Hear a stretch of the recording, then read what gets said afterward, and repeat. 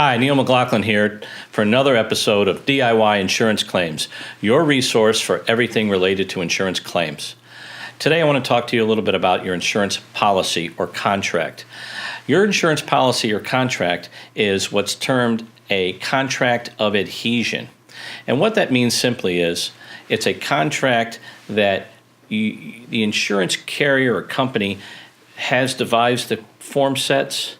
They've had their opportunity for their army of attorneys to review and make up, in essence, these contracts.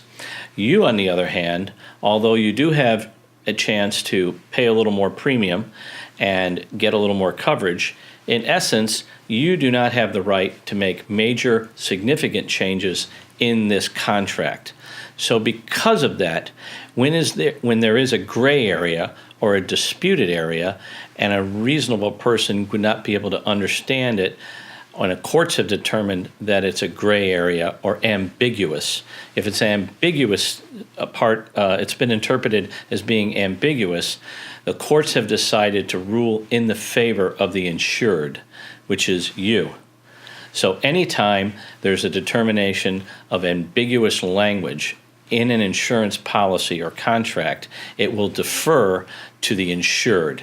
You will be given the benefit of the doubt since it is a contract of adhesion, and really you had an option of either accepting the way it was pre-written and determined by the attorneys for the insurance carrier or not accept it. You really didn't have an equal part in creating that policy or contract.